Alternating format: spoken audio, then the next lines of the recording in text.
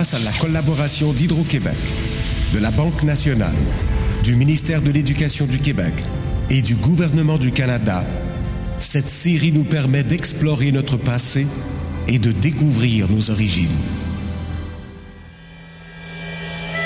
1929. 23 octobre, la bourse de Wall Street enregistre une chute sensible des valeurs mobilières. Avertissement. 24 octobre, la bourse américaine s'effondre. C'est le fameux jeudi noir. 29 octobre, malgré les tentatives faites par les 6 plus grandes banques de New York, la chute verticale des cours reprend. Les prix tombent en chute libre, les entreprises font faillite, c'est la crise.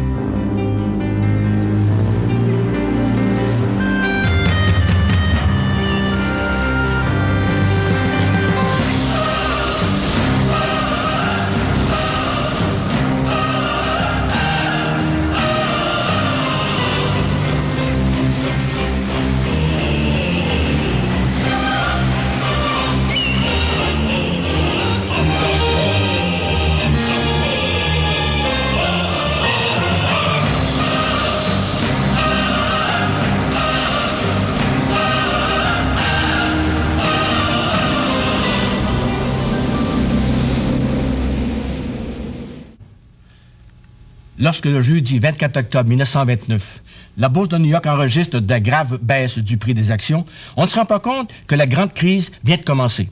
Au cours des jours qui suivent, le prix de vente et d'achat des actions varie beaucoup, fluctue beaucoup. Mais le premier indice important, ce sera l'augmentation du taux de chômage. Mais à ce moment-là, le taux de chômage est établi à partir du nombre d'ouvriers syndiqués qui se retrouvent sans travail. Au mois de décembre, le taux de chômage atteint 14,5 %. Mais le point culminant, ce sera en décembre 1932, près de 31 % de la main-d'œuvre. C'était le taux le plus élevé au Canada. La moyenne canadienne est de l'ordre de 25,5 %. Pour éviter la faillite, les employeurs diminuent les salaires. Heureusement, le prix des loyers diminue et le coût de la vie aussi. Ainsi, une livre de beefsteak d'Aloyo, qui coûtait 36 sous en 1929, ne coûte plus que 20 sous en 1933.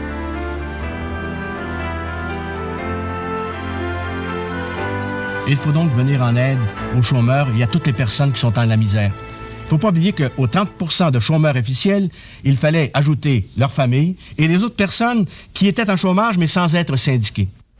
Les gouvernements décident de mettre sur pied les grands travaux publics.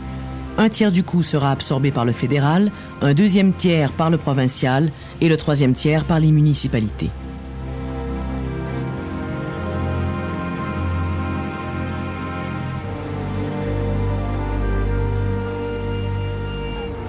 On établit le secours direct, c'est-à-dire une aide aux gens nécessiteux, mais ce sera insuffisant.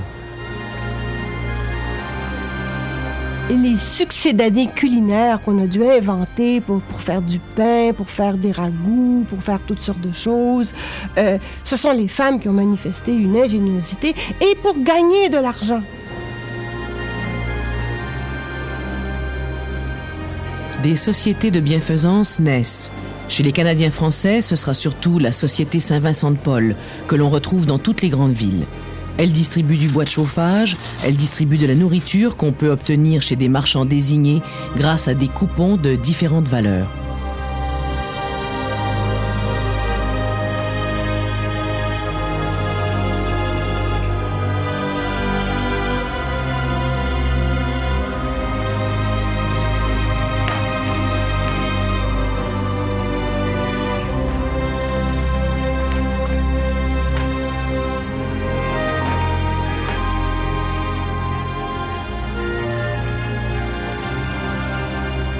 Je pense bien que les femmes des années 30 ont été des championnes du recyclage. être capable, par exemple, voici une femme, elle va prendre les manches de chemise de son mari et elle va tailler des vêtements pour ses enfants à l'intérieur. Dans ça, on retourne les manteaux à l'envers, on les teint, on les change de forme, on recycle les vêtements jusqu'à l'usure. Il y a des femmes qui, dans leurs souvenirs, nous disent que quand elles n'avaient qu'un vêtement par enfant. Alors, elles enlevaient le linge du dos des enfants, les lavaient quand c'était sec et les remettaient parce qu'il n'y avait absolument rien d'autre pour se changer.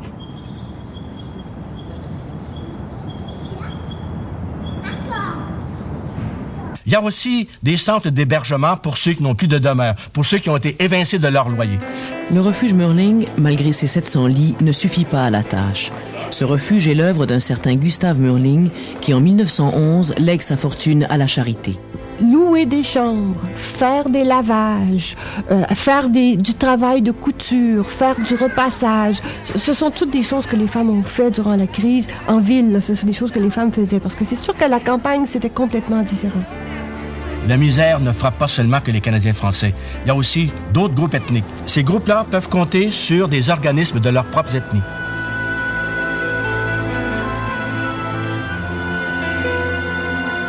Par exemple, les Juifs ont le Family Welfare qui leur vient en aide. Chez les anglophones, c'est la Dia Dispensary, etc. Il y a un genre d'économie parallèle qui se développe aussi à ce moment-là.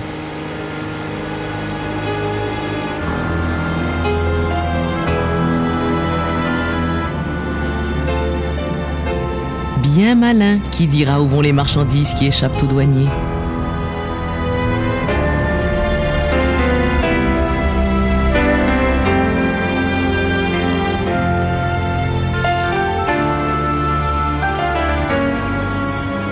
Le gouvernement décide de s'occuper des chômeurs célibataires qui commencent à s'agiter. Pour eux, ils transforment le camp militaire de Valcartier en camp d'hébergement où ils feront des travaux pour lesquels on leur versera la magnifique somme de 20 cents par jour. C'est la raison pour laquelle on les a surnommés les 20 cents. Mais comme on a peur que ce camp-là devienne un foyer révolutionnaire, on va le fermer assez rapidement.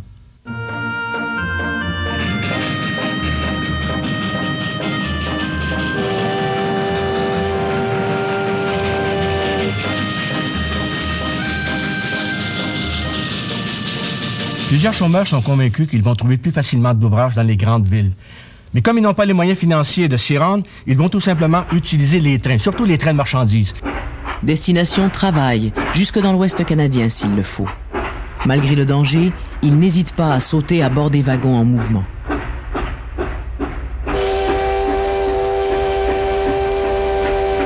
Un nouveau type va naître, un genre d'aventurier qu'on va appeler le hobo. Ne cherchez pas ce nom dans le Gros Larousse ni dans le Petit Robert, on ne connaît pas l'origine du mot. Mais il désigne un vagabond des chemins de fer. Les chômeurs qui vont à Ottawa réclamer du travail au gouvernement empruntent aussi parfois la classe touristique du hobo.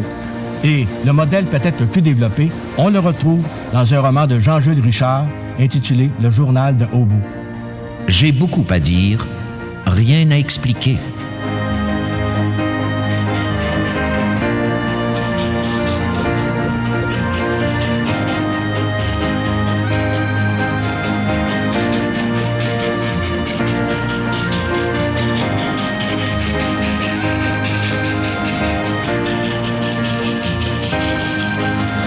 Ils savent fort bien que la crise frappe le Québec beaucoup plus que quelques autres provinces. Ils savent aussi que c'est ici que le taux de chômage est le plus élevé. Certains pensent que la solution réside dans le retour à la terre, une terre qu'on n'aurait pas dû quitter. Ce mouvement de retour à la terre est vite appuyé par le haut clergé qui considère la vie urbaine comme une perpétuelle incitation à commettre des péchés mortels.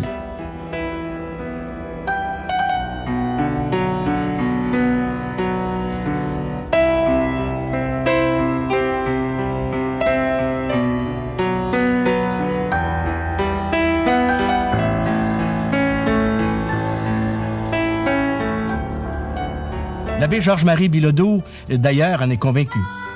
La ville est une tueuse de peuple. Elle est le gouffre où s'engloutissent les humains. Les santés s'y altèrent, les corps s'y anémient, les puissances de la race s'y stérilisent, les familles s'y éteignent.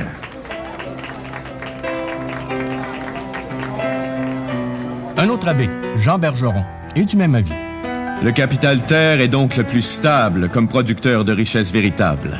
Le capital terre est le plus immeuble des capitaux. C'est le seul qui soit vraiment immeuble. La plupart des autres peuvent passer d'un pays à l'autre. Le capital immeuble est le plus durable. En 1930, le fédéral adopte une législation restreignant beaucoup l'immigration.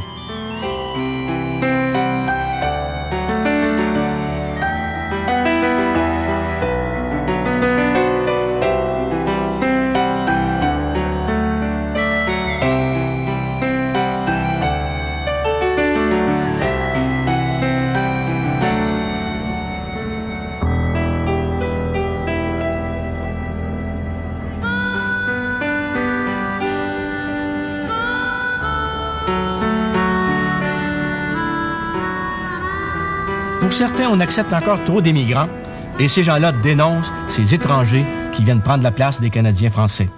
L'évêque de Montréal écrit « Nos grandes cités deviennent hétérogènes. Le Juif en prend possession avec son or enfoui dans ses loques, le méridional avec son poignard caché dans son sein, le saltimbanque avec ses théâtres immondes, l'impie avec ses principes subversifs, le sectaire avec sa haine féroce. » La misère est une terre fertile pour le développement d'un mouvement à tendance extrémiste aussi bien de gauche que de droite. En 1934, naît le Parti national social chrétien dirigé par Adrien Arcan. Ce parti-là est vraiment marqué par le nazisme. D'ailleurs, la croix gammée est son emblème. Ce parti-là affirme que le Canada doit être un pays officiellement et totalement chrétien, que le travail doit être obligatoire, que toutes les sociétés d'utilité publique doivent être nationalisées. Ce parti-là, comme il était nazi, va s'en prendre aux Juifs. Au programme, abolir leur droit de vote, même leur droit d'être élus.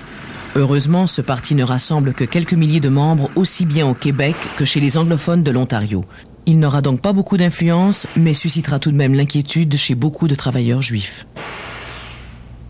Ce qui marque la communauté anglophone pendant les années 20 et 30, c'est une difficulté de réagir avec l'immigration, surtout juive. On peut prendre l'Université McGill comme exemple. L'Université McGill avait un énorme problème au point de vue de son administration, avec 25-26%, même 40% dans certaines facultés, des étudiants juifs. McGill choisissait ses étudiants. Par exemple, ils ont dit « On n'accepte pas un juif de la ville d'Ottawa. On n'accepte pas un juif en dehors de la ville de Montréal. » Ils l'ont fait pas du tout publiquement, comme l'Université de Montréal, qui avait un énorme débat sur la scène publique. McGill a fait ça au secret. L'inaction des gouvernements face au chômage incite les gens à chercher un bouc émissaire. Presque partout en Occident, ce sera le juif. Au cours des années 1930 au Canada, 3 courants nouveaux se développent. Le communisme, le socialisme et la doctrine du crédit social. Le Québec n'échappera pas à ces mouvements. La hausse du chômage leur confère un certain attrait.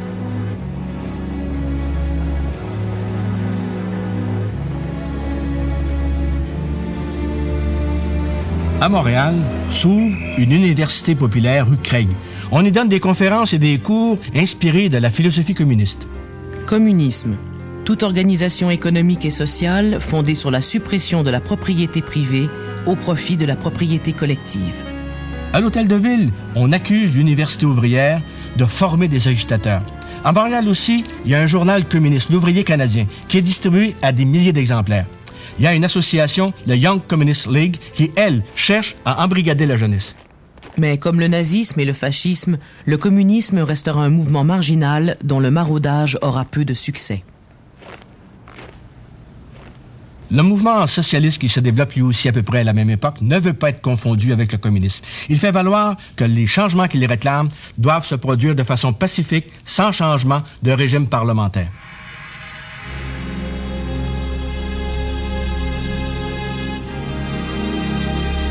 En 1932 naît le parti CCF, le Cooperative Commonwealth Federation. À son programme, ce parti-là veut une économie planifiée, la nationalisation de certains secteurs de l'économie et une plus grande intervention de l'État, surtout dans le domaine de la sécurité sociale. Au Québec, ce nouveau parti, qui est en quelque sorte le prédécesseur du nouveau Parti démocratique, le NPD, sera beaucoup plus populaire chez les anglophones que chez les francophones. Au Canada, il y a un autre parti en gestation. Il s'agit du Crédit social. Il apparaît en Alberta au début des années 1930. En 1935, il prend le pouvoir dans cette province. L'année suivante, au Québec, on met sur pied la Ligue du Crédit social. C'est pas un parti politique, ça le deviendra beaucoup plus tard. L'idée de base, c'était de se baser sur les richesses naturelles pour repartir des biens à peu près à toute la population. En 1933, des jésuites de l'École sociale populaire de Montréal publient le programme de la restauration sociale. Un programme qui va être récupéré par des députés libéraux dissidents du gouvernement Taschereau. Leur programme est remarquable. Il prône la nationalisation de l'électricité, une meilleure utilisation des ressources naturelles, la réforme du monde du travail et la réforme de l'agriculture.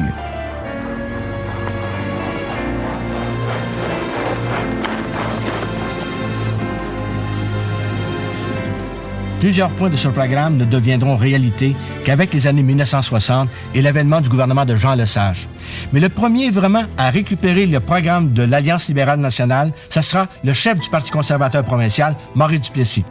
Maurice Le Noblet Duplessis naît à Trois-Rivières en 1890. Son père sera député conservateur à l'Assemblée législative. En 1913, Maurice est admis au barreau et il est élu député conservateur en 1927. En 1932, il devient le chef de l'opposition à l'Assemblée législative. Un candidat rural en tournée clame le credo conservateur de l'Union nationale récemment fondée. Ne soit exploité par qui que ce soit.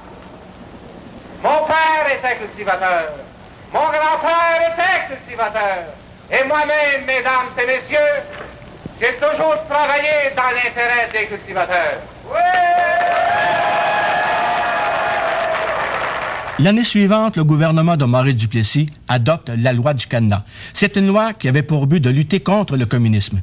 Comme on ne pouvait pas arrêter directement les communistes, ce qui relevait du droit criminel, donc du gouvernement fédéral, Duplessis va autoriser la police provinciale à apposer un cadenas sur tout édifice, sur toute maison, dans laquelle vivent des communistes ou dans laquelle se trouve de la documentation communiste. Les mouvements vers la droite s'expliquent par la crainte peu vraisemblable d'une infiltration communiste. Une peur qui se propage tout de même dans tout le monde occidental. Les périodes de crise économique sont parfois favorables au développement d'une certaine idéologie séparatiste. Ça va se produire au cours de la seconde moitié des années 1930.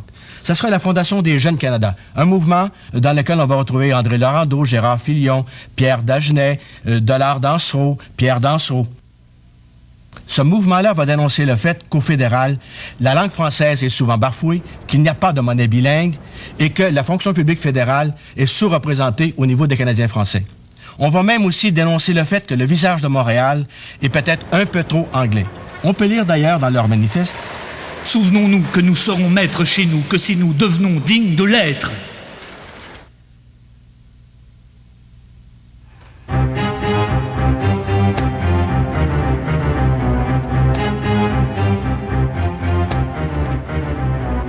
En 1935, ce sont les jeunesses patriotes qui font leur apparition.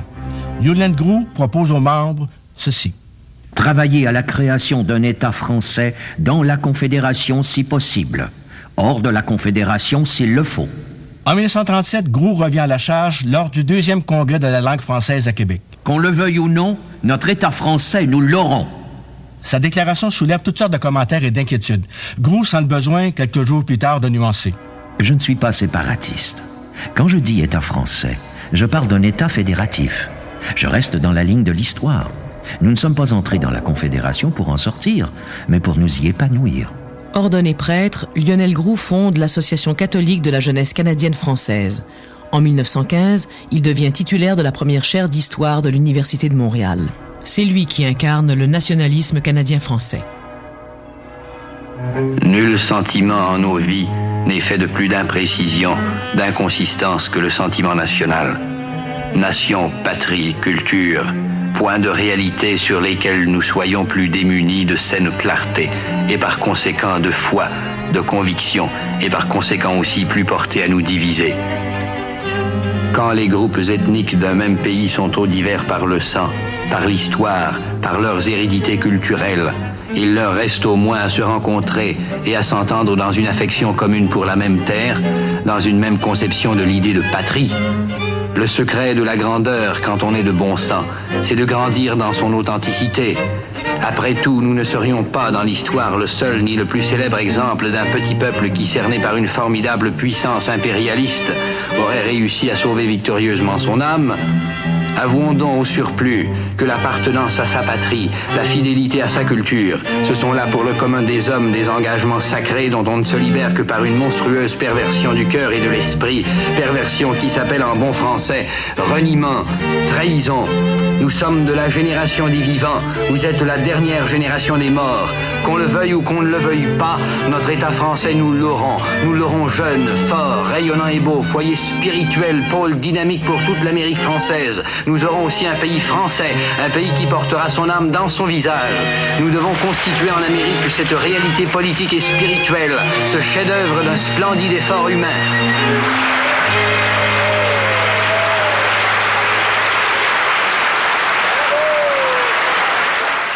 Je me souviens des leçons et de la vie que m'avaient laissé mes grands maîtres de collège. Et j'essayais de donner à mes petits collégiens le même sens de la vie. J'essayais de faire d'eux des passionnés du défi et je leur proposais la conquête de leur milieu collégial. Dans ma pensée, ils devaient être aussi les pionniers d'une jeunesse nouvelle qui, dans tous les secteurs de la vie nationale, irait porter une volonté de réveil, un renouvellement de la pensée et de l'action. L'histoire, c'est ce qu'il y a de plus vivant. Le passé, c'est ce qu'il y a de plus présent. Le mouvement vers la droite qu'on constate dans les années 1930 n'empêche pas l'apparition d'un certain courant de contestation. L'Église continue à vouloir tout contrôler dans la vie de l'esprit. Le cardinal Villeneuve, par exemple, met à l'index un roman qui paraît aujourd'hui fort anodin, Les Demi-civilisés de Jean-Charles Harvey. Il dénonce un journal, L'Ordre, d'Olivar Asselin, qui, selon lui, ne respire pas l'esprit chrétien et ne manifeste pas assez de respect pour le Saint-Siège.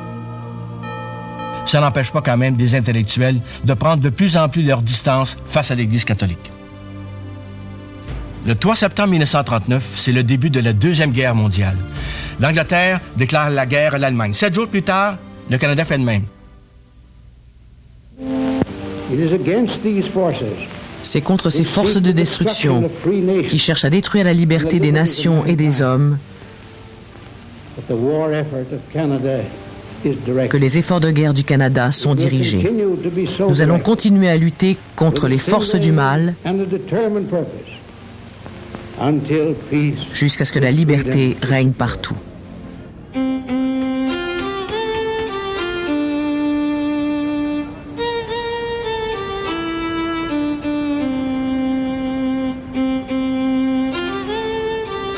Plusieurs Québécois vont se présenter comme volontaires pour les servir en Europe. Viens t'asseoir près de moi, petit ami.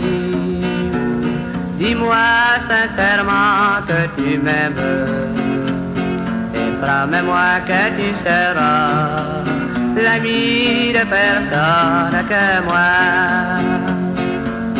Aujourd'hui, parents et amis, je viens faire un dernier adieu. Je dois quitter mon beau pays pour traverser les grands flots bleus. Là, les canons allemands grondent et leurs fusils sèment la mort. Et pour protéger notre monde, il faut aller risquer la mort. Vous, oh ma mère chérie, pardonnez-moi tout ce que j'ai fait. Mon père, mes frères, sœurs et amis, gardez un souvenir de moi. Il n'est pas encore question de conscription. Duplessis, même si son mandat n'est pas encore terminé, décide de déclencher des élections générales, parce qu'il sait que gouverner en temps de guerre, c'est quand même pénible pour certains gouvernements.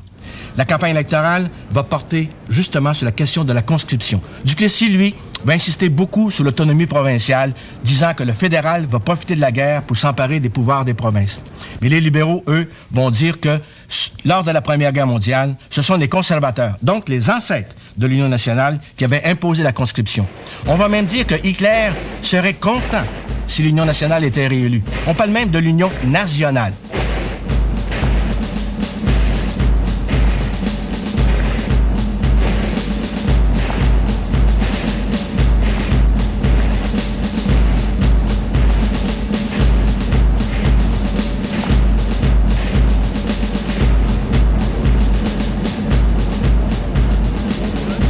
Et le 25 octobre 1939, Duplessis subit la défaite. La guerre met fin à la crise. Le chômage disparaît. Le travail devient quasi obligatoire. La main-d'œuvre doit s'enregistrer et les employés ne peuvent quitter leur travail sans autorisation.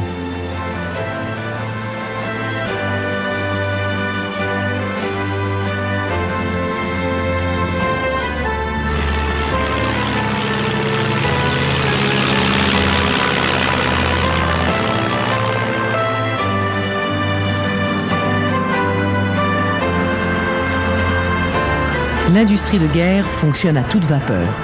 On fabrique des obus, des canons, des chars d'assaut, des corvettes, des avions et des super locomotives géantes pour transporter tout ça.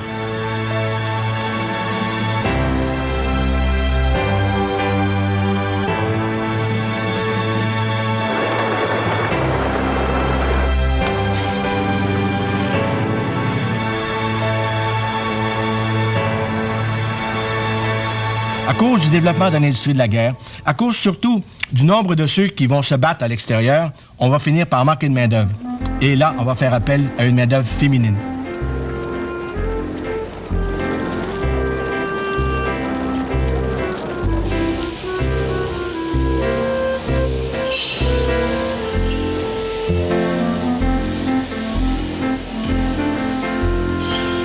Évidemment, on a fait appel au travail des femmes d'une manière encore plus colossale que la première fois.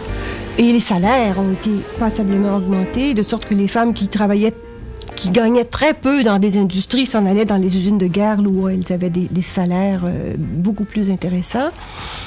Il y a une chose qui est arrivée durant la guerre, c'est le développement de la profession d'infirmière. On a fait une grande consommation d'infirmières durant la guerre. Toutes les femmes qui étaient déjà infirmières s'enrôlaient, ça leur permettait d'aller voir du pays.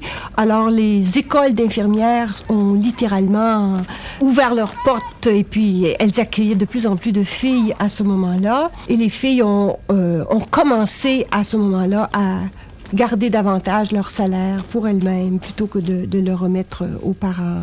Et puis, il y a énormément les mentalités là, se sont vraiment changées. Et après la Seconde Guerre mondiale, là, c'est même devenu nécessaire pour une fille de travailler quand elle a fini ses études. Les salaires vont augmenter régulièrement. On va s'enrichir, mais il y aura un problème. À cause du rationnement, on ne peut pas acheter tellement de biens domestiques. On va faire des économies. Et là, on va en profiter après la guerre. En 1940, les nouvelles qui parviennent de l'Europe sont de plus en plus mauvaises. La France et la Belgique sont envahies. L'Angleterre est menacée. L'Italie se range du côté de l'Allemagne.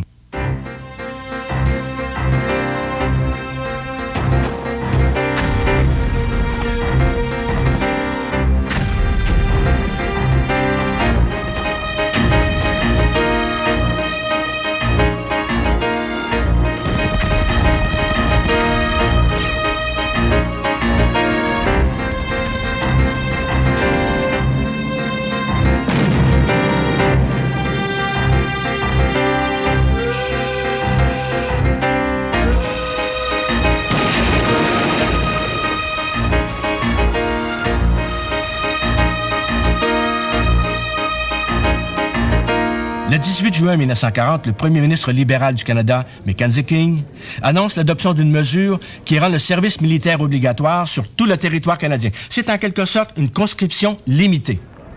Tous les Canadiens et les Canadiennes entre 16 et 60 ans doivent s'enregistrer. Le maire de Montréal, Camillien Houde, demande à ses citoyens de ne pas respecter cette mesure. parce que pour lui, c'est le premier pas vers une conscription générale. Il est immédiatement arrêté et interné. Les célibataires sont les premiers appelés. Plusieurs craignent que cet appel, limité au Canada, ne les conduise sur les vrais champs de bataille. On décide donc de se marier. On se marie à n'importe quelle heure, n'importe quel jour, mais peut-être pas avec n'importe qui. Une centaine de couples, ayant suivi les cours de préparation au mariage de la jeunesse ouvrière catholique, se marient lors d'une cérémonie commune le 23 juillet 1939 au stade de Lorimier à Montréal. L'imminence de la guerre avait suffi à précipiter cette grande cérémonie. La vraie course au mariage aura lieu plus tard, au moment où l'on annonce l'enregistrement obligatoire pendant la guerre. Ma fille chérie, pour nous quitter, tu te mets à genoux. Tu vas donc quitter ta patrie et le toit paternel pour celui d'un époux. Donne-lui tout ton cœur et ta pensée entière, à lui seul maintenant, à lui tout ton amour. Mais garde un souvenir, mon enfant, pour ton père, qui séparé de toi va pleurer plus d'un jour. Toi pourtant, sois heureuse, suis l'époux avec qui Dieu t'unit. Et pourtant, sois heureuse, enfant, je te bénis.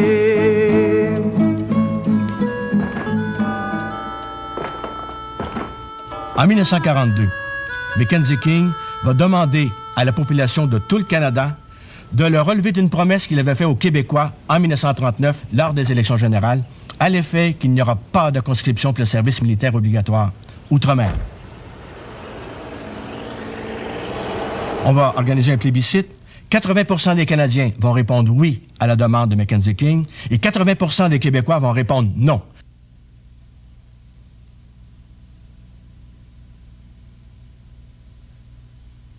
Il y aura donc encore une fois une division très marquée entre les anglophones et les francophones. C'était des moments très importants, très patriotiques pour une grande partie de la population anglophone. C'était un facteur de unification de la population. Les premiers vont reprocher aux Québécois de ne pas se porter défenseurs de la civilisation occidentale. Ils ont tourné vers leur vieux principe, l'égalité. L'égalité, il faut que tout le monde souffre au même niveau. Et ils ont réagi très mal au refus, la résistance des éléments très importants de la communauté francophone.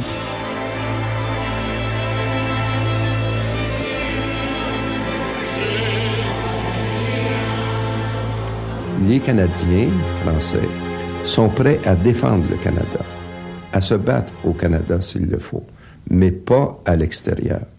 Donc, la conscription, c'est un moment de crise parce que précisément, on veut les obliger à aller se battre outre-mer.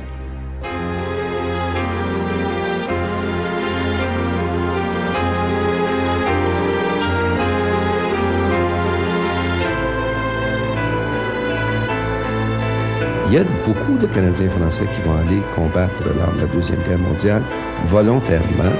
Et ces gens-là, ils ne sont pas dénoncés comme des traîtres. Hein? Ils sont vus comme des héros. Les familles de ces soldats-là les suivent attentivement, leur envoient des colis outre-mer. Quand ils reviennent, ils sont acclamés. Donc, on n'était pas contre la guerre. On n'était pas contre le fait que les Canadiens français aillent combattre. On ne voulait pas être obligé de le faire parce que la majorité canadienne-anglaise avait décidé qu'on devait le faire.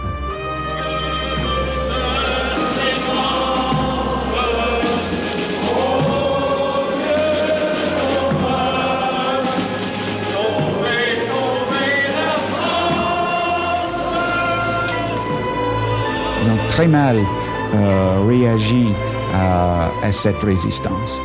Et ça reste encore dans la vieille génération comme un moment très tournant, un moment de,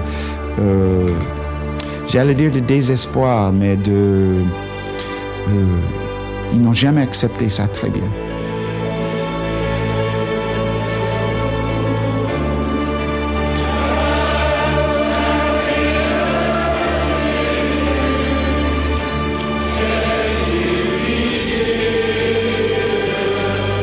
Hitler représente la félonie et l'organisation du mal. Le pape s'est prononcé publiquement contre l'audace barbare d'un homme qui ne respecte plus rien dans l'humanité. L'Église ne bénit pas la guerre,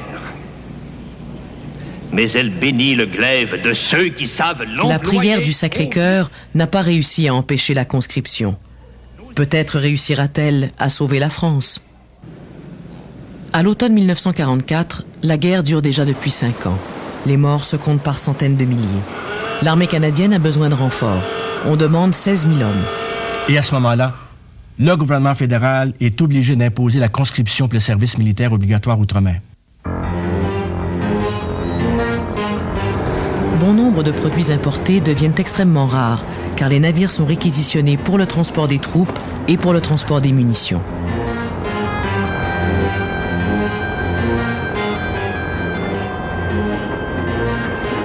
Même les produits locaux de l'alimentation sont rationnés.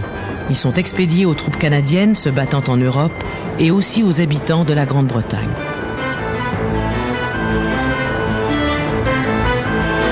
Le gouvernement va jusqu'à imposer le rationnement sur bon nombre de produits inutiles, pour montrer aux Canadiens qu'il faut faire un effort, que la guerre existe. Bref, pour créer une certaine psychose.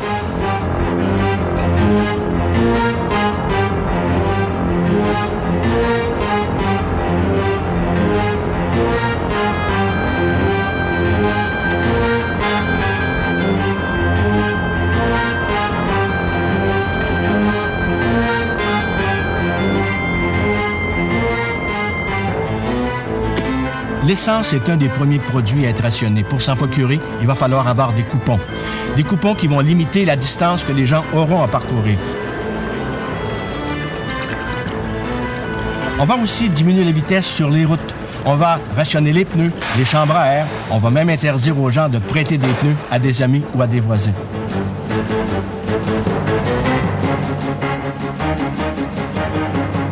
Les trains spéciaux, par exemple, ceux qu'on utilisait pour aller faire du ski dans les Laurentides, ça va disparaître, comme les voyages en autobus.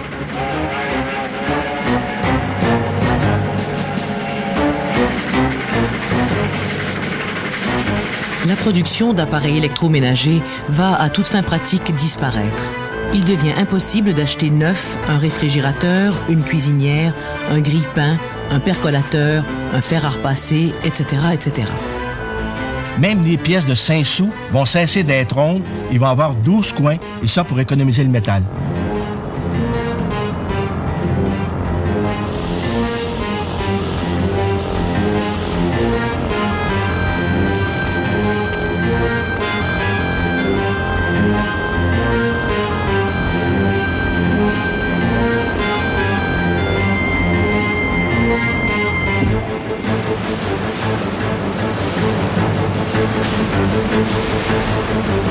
La construction domiciliaire va cesser elle aussi à peu près complètement parce que tous les matériaux sont réservés à l'industrie de guerre.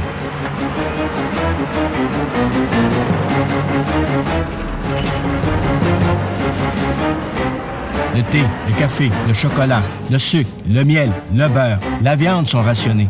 Même les vêtements n'échappent pas au couperet fédéral. Les habits pour hommes maintenant n'auront qu'un seul pantalon. On limite le nombre de poches sur les vestons, les gilets et même sur les pantalons. Les pyjamas 2 pièces pour les enfants, c'est fini. Tout comme les manches bouffantes sur les robes des femmes, fini aussi. Les habits de soirée ou les robes longues disparaissent. Tout comme la tasse à 2 anses, maintenant une seule.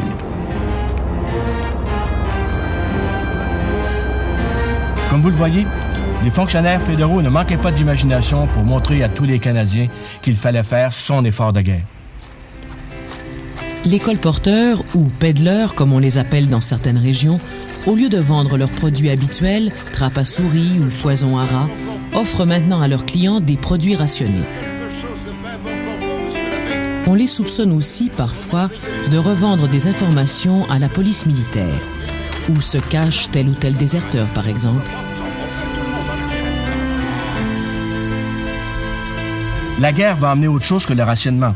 Il y aura aussi la censure dans les journaux, à la radio. Par exemple, tous ceux qui doivent prononcer des discours à la radio doivent soumettre leur texte avant à un censeur. Maurice Duplessis refusera toujours de se soumettre à cette censure.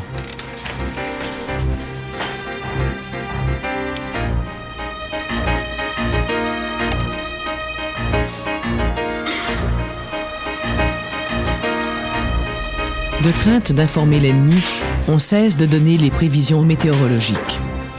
Il sera aussi interdit de photographier et de filmer certains lieux, par exemple le port de Montréal.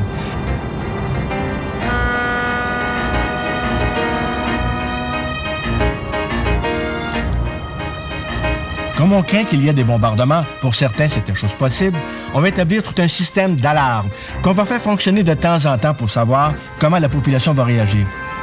Dès que la sirène se fait entendre, les écoliers doivent simuler une attaque aérienne. Ils courent vers les sous-sols ou vers tout autre abri désigné, ce qui les ravit, surtout si l'attaque interrompt la leçon de mathématiques. Il y avait aussi des exercices d'obscurcissement. Certains soirs, on faisait fonctionner les sirènes et à ce moment-là, on devait faire disparaître toute source lumineuse que l'on pouvait voir de l'extérieur. Pour assurer la vente des obligations de la victoire, on invente des campagnes de marketing énormes où des images de soldats remplacent celles des stars de cinéma. Et on profitait de ces campagnes-là pour donner des spectacles. Ainsi, à Montréal, à la mi-juin 1941, au Parc La Fontaine, on avait construit un très beau couvent. Et là, on va le bombarder. On voulait à ce moment-là inviter la population à souscrire plus généreusement en montrant que même la religion pouvait être menacée. Il y avait aussi à la radio des émissions destinées à créer vraiment la psychose de guerre.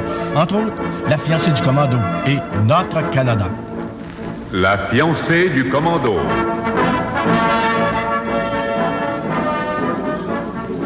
On avait peut-être raison de croire à une certaine possibilité d'attaque de la part des Allemands.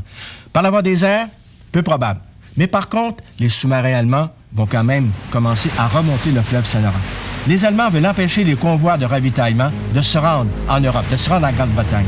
Et le 11 mai 1942, un premier navire canadien est torpillé dans le golfe Saint-Laurent. 2 semaines plus tard, 3 navires sont coulés dans la région de Gaspé.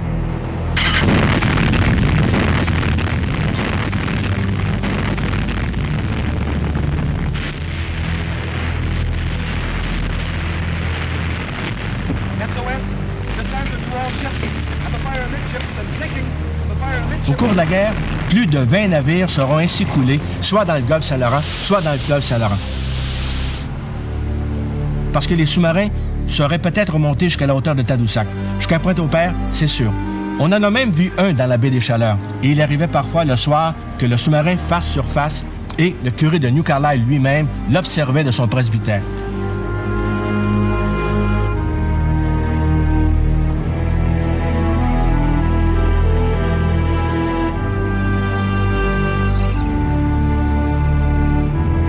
Il y a des rumeurs persistantes à l'effet que des marins allemands seraient descendus à terre acheter de la nourriture fraîche et même, par exemple, à Sainte-Anne-des-Monts pour aller danser avec les filles du village. Il y a même un de ces marins-là qui va être arrêté dans la baie des Chaleurs. Il y a d'autres Allemands qui seront internés en territoire canadien. Ce sont les aviateurs allemands dont les avions vont se faire descendre en Grande-Bretagne. On évalue à peu près à 35 000 le nombre d'Allemands qu'on va retrouver comme ça dans les camps d'internement. Au Québec, les principaux camps d'internement étaient à Farnham, à Trois-Rivières, à Sherbrooke, à l'île aux Noix. Il y aura même un camp, temporaire celui-là, sur les plaines d'Abraham, à Québec. La vie dans les camps d'internement canadiens n'était pas très pénible. Plusieurs prisonniers travaillaient en forêt et ils recevaient même un salaire. Il y avait une différence de traitement entre les simples soldats et les officiers. Ces derniers étaient très bien traités. La vie que mènent ces gens-là va scandaliser les Canadiens qui avaient été faits prisonniers à Dieppe et qui, eux, dans leur internement, avaient été enchaînés.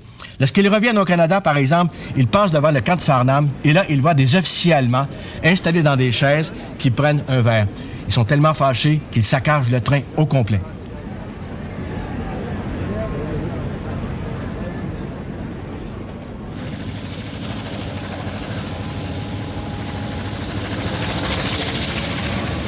Malgré la guerre, les Québécois s'intéressent à la politique. Depuis octobre 1939, un nouveau gouvernement est élu, celui du libéral Adélard Godbout, qui va adopter plusieurs mesures extrêmement importantes. Depuis les années 1920, les femmes réclamaient le droit de vote. Or, au mois de février 1940, le gouvernement Godbout adopte une loi qui accorde aux femmes le droit de vote et le droit d'être élues. Mais ceci ne plaît pas à certains membres du clergé. Entre autres, au cardinal Villeneuve, qui déclare « Nous ne sommes pas favorables au suffrage politique féminin. Premièrement, parce qu'il va à l'encontre de l'unité et de la hiérarchie familiale. Deuxièmement, parce que son exercice expose la femme à toutes les passions et à toutes les aventures de l'électoralisme. Troisièmement, parce que, en fait, il nous apparaît que la très grande majorité des femmes de la province ne le désirent pas. » Il y a un discours véhément contre le travail des femmes. Mais c'est comme un combat perdu d'avance. Mais le travail des mères de famille est une chose encore très, très difficile à accepter durant les années 40. On l'a toléré durant la guerre et c'est pourquoi, à la fin de la guerre, on a invité les femmes à retourner à la maison. Une autre loi importante est adoptée en 1943. C'est celle qui rend obligatoire l'instruction pour tous les enfants de 6 à 14 ans. Cette loi-là aussi abolit la contribution mensuelle que les parents devaient verser pour chaque enfant qui allait à l'école.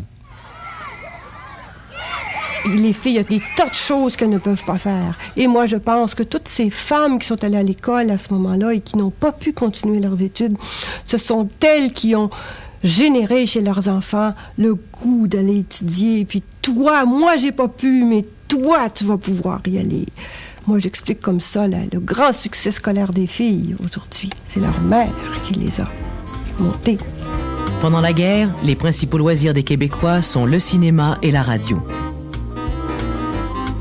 Et on va se rendre compte à ce moment-là qu'on est beaucoup plus américanisé qu'on ne le croit. D'ailleurs, déjà en 1925, le père Adélard Dugré avait déclaré « Les Canadiens français, pris d'admiration pour l'esprit américain, croient se hausser en se défaisant de ce qui les caractérise. Les campagnes elles-mêmes ne sont plus un refuge assuré pour nos vieilles coutumes. Depuis l'invasion de nos paisibles paroisses par l'automobile et les catalogues des grosses maisons d'affaires, nos bonnes gens s'enorgueillissent d'adopter la langue, les modes et les mœurs américaines. »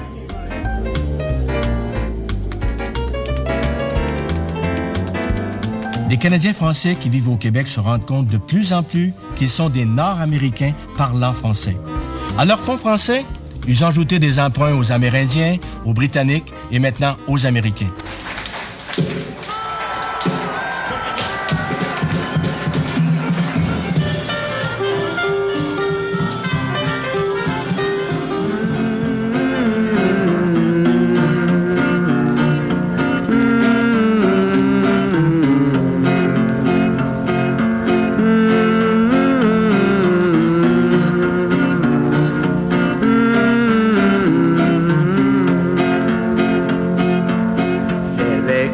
Parmi vous ici, le plus beau séjour, mes amis. Si Dieu me garde la vie, je reverrai mon beau pays.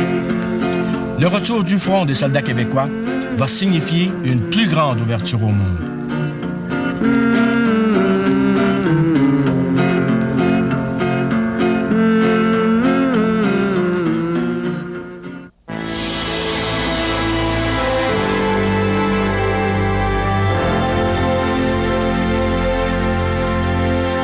Ces commanditaires sont heureux de contribuer à la diffusion des grands moments de notre épopée.